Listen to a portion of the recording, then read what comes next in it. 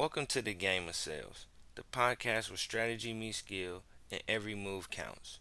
I'm Desi Barnes, your guide to mastering the art, science, and hustle of sales. Now, let me hit you with this question.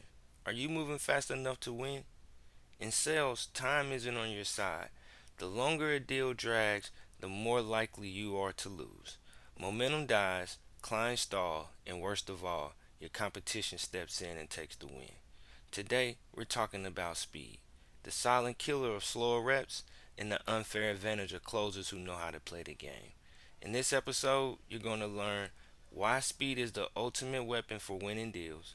How do you respond first, take control, and set the pace? How do you use urgency the right way without burning trust? This isn't theory, this is a playbook. If you're tired of stalled deals, missed opportunities, stick around because today you're learning how to dominate the speed game and close faster than ever before. Let's play to win. One, two, three, four.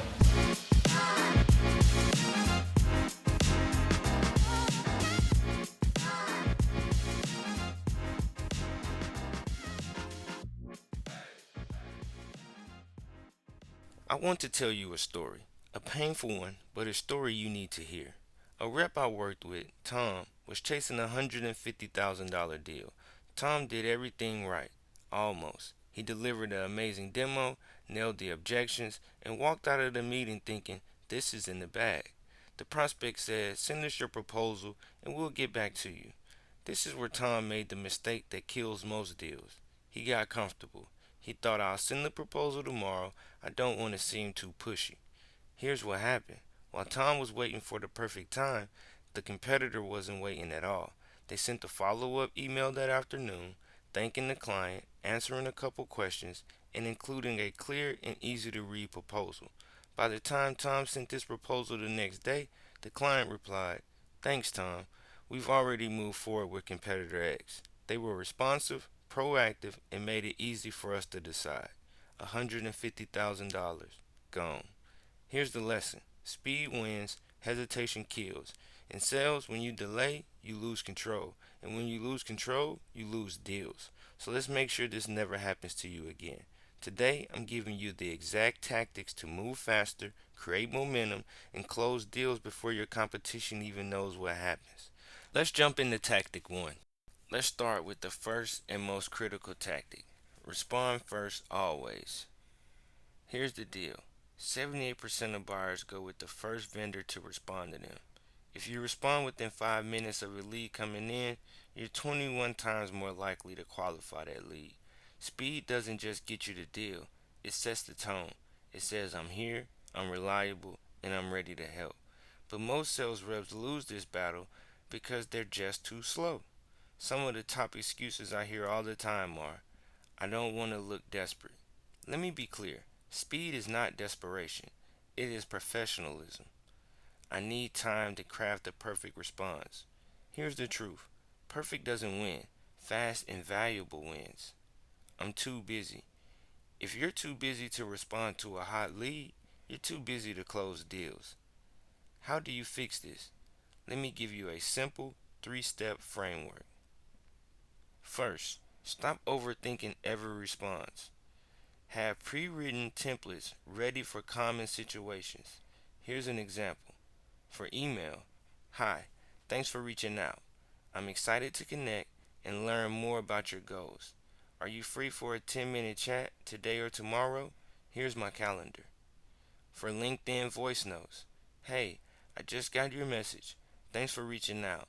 I'd love to connect and hear more about what you're looking for. When works for you?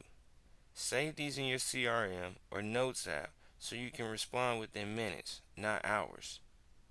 Speed doesn't mean working harder, it means working smarter.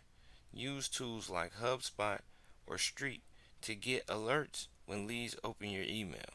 Follow up then, they're already thinking about you. Use Calendly to remove back and forth scheduling. Add your calendar link in every email. Imagine this. A prospect clicks your email. 2 minutes later, you are calling or sending a follow-up note. That's how you win. Finally, if you're too busy, set up 3 speed blocks every day, 15 minutes in the morning, midday, and late afternoon, responding to new leads. Here's the results. You'll move faster than 90% of your competition without losing control of your day. Here's my challenge to you. For the next week, respond to every lead within 30 minutes. No exceptions. Track your results, and you'll see how much speed changes the game. Alright, let's move on to tactic 2, creating urgency without burning trust. Now, we've all seen urgency done wrong. You know the type. You need to sign today, or the deal is done. This is a one time offer. This kind of pressure doesn't feel like an opportunity. It feels like manipulation. And what happens? Prospects runs, they ghost you, they don't have a reason to trust you. Here's the reality. True urgency doesn't come from pressure, it comes from value. Your job isn't to corner the client into saying yes, it's to show them why saying yes now benefits them. Two reasons why this works. Number one, humans are wired to prioritize the immediate. We respond to timelines, deadlines, and quick wins. Number two, we fear missing out on opportunities. If moving forward now means solving a pain point, saving money, or gaining an edge, the decision feels logical, not forced. Today I'm going to show you how to create urgency the right way that aligns with your prospect goals, keeps momentum alive, and makes everything moving forward feel like the only smart choice. Let me tell you about James, a business to business rep who lost a $40,000 deal simply because he didn't create urgency. James had been working with a mid-sized healthcare facility for months. He delivered great demos, sent detailed proposals, and built solid relationships with the decision makers. But there was one problem. James never gave them a reason to move quickly. He let every call end with, "Let me know when you're ready to move forward." Fast forward 3 months, James got an email we all dread. The facility replied, "James, we really liked your proposal, but our Q4 budget got cut.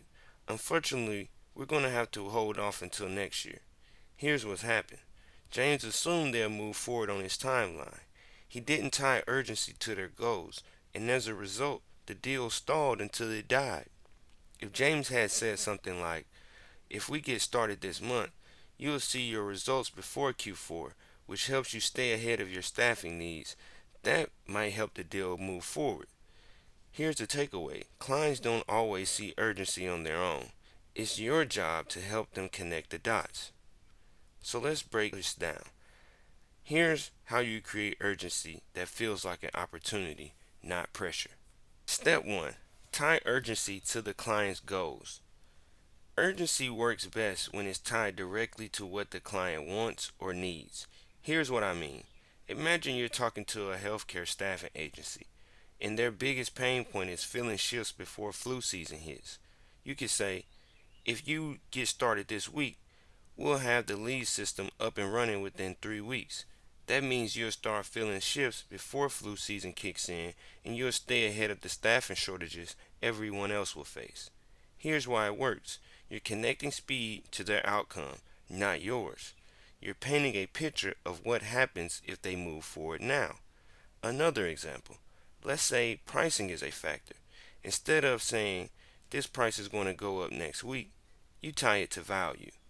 If you lock this in by Friday, you'll save 15% and free up that budget for other priorities. Notice the difference? You're not pushing, you're giving them a reason to act now because it helps them win. Here's the first challenge. On your next call, listen for the client's timelines and their goals. Ask yourself, how can I tie urgency to what matters to them? Step 2. Use time sensitive value, not pressure. Let's talk about deadlines. Now, I'm not saying you should make up fake time limits. That destroys trust. But you can create real time sensitive value that motivates the client to act. Here are a few examples. Time limited incentives. If you finalize this by Friday, we can lock in this quarter's pricing before next month's rate hikes. Capacity or demand. We only take on 3 clients per quarter. and we're holding a spot for you until Friday. After that, we'll need to revisit availability. Tangible results. If we get started this week, you'll see your pipeline filled with qualified leads before next quarter's big meeting. The key here is that urgency feels logical. It's not a threat. You're showing that the client why now is the best time to move forward. Ask yourself, what's one real deadline or value driven incentive you can offer on the next call? Set it up, deliver it with confidence, and watch what happens. Step 3. Control the timeline with micro commitments.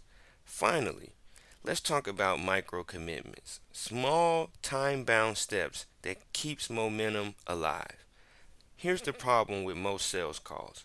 They end with open-ended phrases like, "Let me know when you're ready."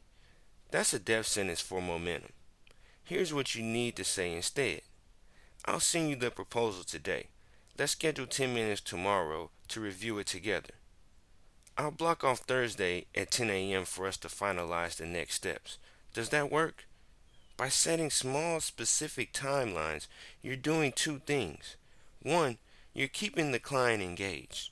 Two, you're subtly controlling the pace of the deal. Think of micro commitments like chess moves. Every small step moves you closer to closing.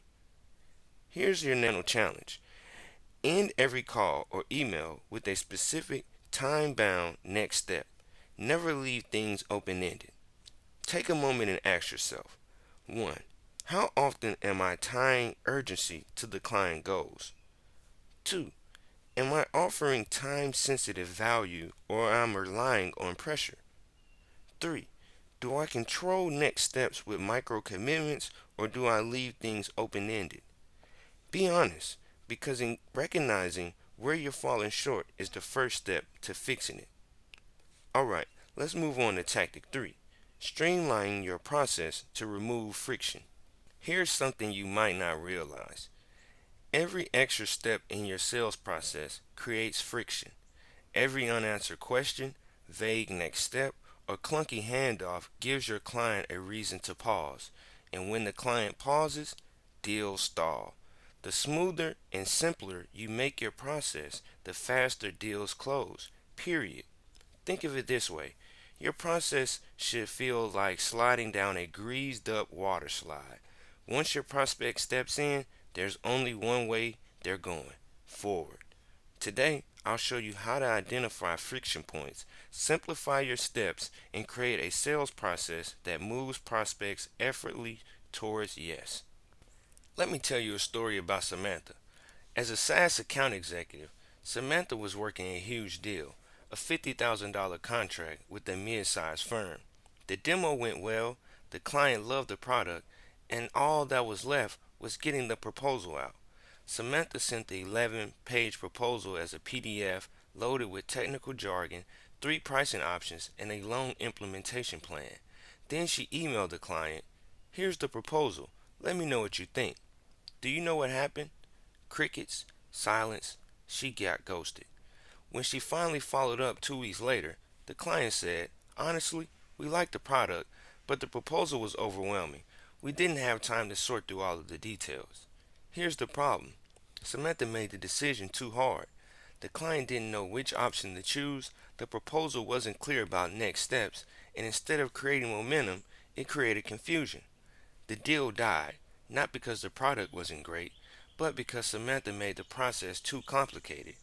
Here's what I told Samantha. Your job as a salesperson is to make it easy for the clients to move forward, not hard. Let's break this down. If you want to remove friction and streamline your sales process, follow these 3 steps. Step 1. Simplify the decision with a 2-option close. One of the biggest friction points in sales is overwhelming the client with too many options.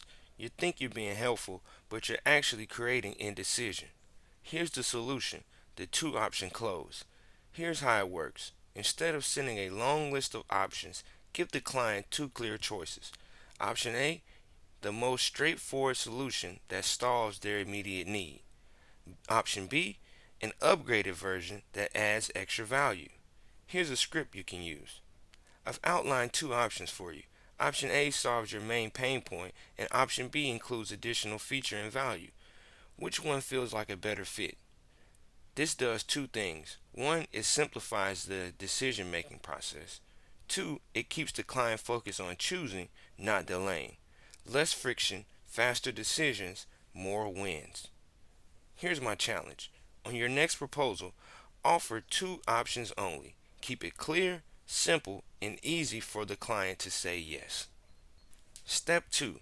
End every call with a specific, time bound next step. Here's where most reps drop the ball.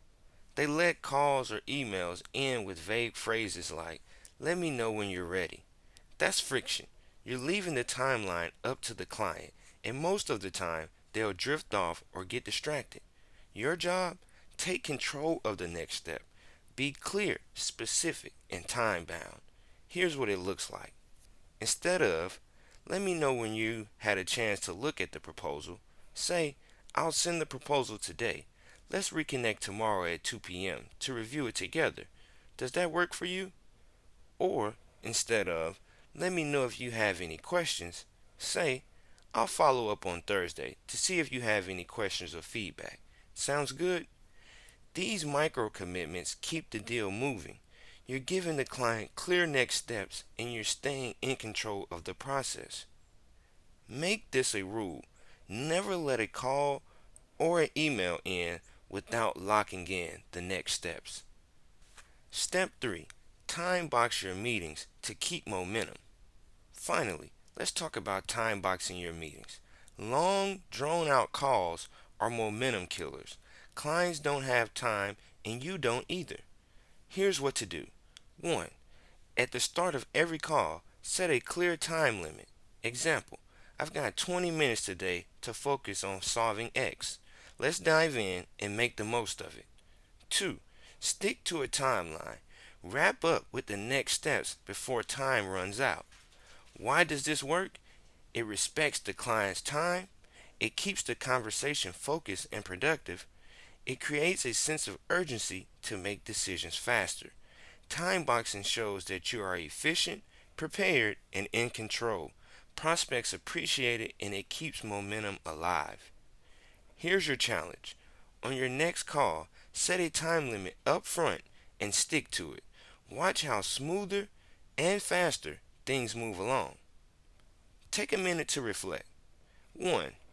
Where are the friction points in your process? Is it in your proposal, follow-ups, or meetings? 2. Are you making it easy for your clients to say yes, or are you slowing them down? Be honest, because once you find those friction points, you can fix them. Let's bring this all together. Today we talked about how speed is the greatest weapon in sales. You learned 3 key tactics to dominate the speed game and close deals faster. Tactic 1. Respond first. Set the tone and take control. Speed builds trust and positions you as the reliable choice. Use templates, automation, and time blocks to respond faster than your competition. Tactic 2. Create urgency that feels like an opportunity. Tie urgency to your client's goals. Use real deadlines with value and set micro commitments to keep the deals moving forward without pressure. Tactic 3. Streamline your process to remove friction. Simplify decisions with the 2-option close. Always end calls with a clear next step and time box your meetings to keep momentum alive. Here's your challenge this week. Implement one of these tactics on your next sales call or follow-up. Whether it's responding to leads within 30 minutes, tying urgency to value, or locking in clear next steps, you have to take action. Track the results and see how much faster your deals move. The speed game isn't about rushing. It's about being prepared, proactive, and sharp. Sales is a battlefield, and speed is your edge to win. I want to thank you for listening to Game of Sales, the podcast where strategy meets skill and every move counts. If you found value in today's episode, do me a favor. Share this with a teammate or a friend who needs to hear it. Hit that subscribe button so you don't miss the next episode. Speaking of next episode, we're diving into advanced closing tactics that take your sales game to the next level. You don't want to miss it. Thanks you for joining me today. I'm Desi Barnes, and I'll see you next time on Game of Sales. Now let's go get that win. One, two.